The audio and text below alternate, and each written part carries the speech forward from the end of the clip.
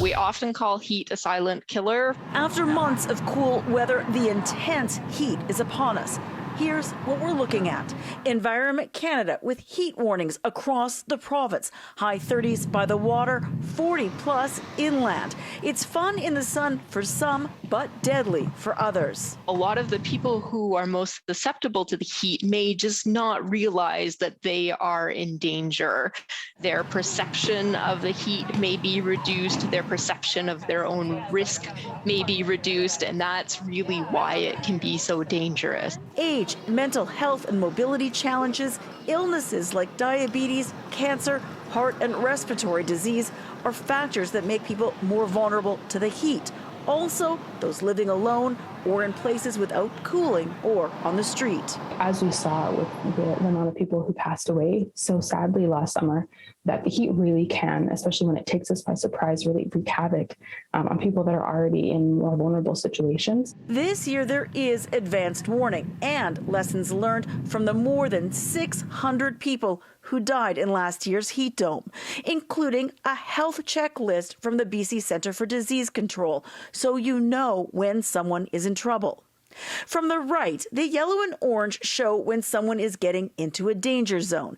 Body temperatures of 38 degrees, feeling ill and weak, they need attention. The red, that's body temperatures of 39 degrees, confusion, disorientation. These people need immediate medical help. They suggest that you give loved ones thermometers so that you can regularly check their body and room temperatures. And so just keeping an eye on body temperature and environmental temperature can really help people to understand what the risk may be. Employers also need to do their part for people working outside. They must do an assessment for work that is being done outside. They should also try and make sure that workers are not working during the most hottest period of the day between 11 and 3. Last year from the heat dome, they had 115 heat-related claims, 3 times what they normally see. Those working or spending the day on man-made surfaces have no escape and are essentially cooking.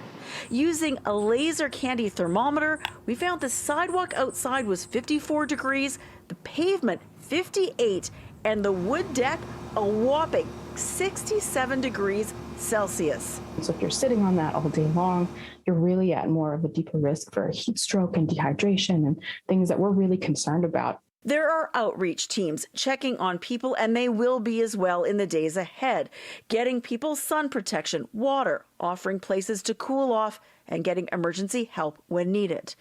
Everyone is urged to do the same in their community and neighborhoods as well.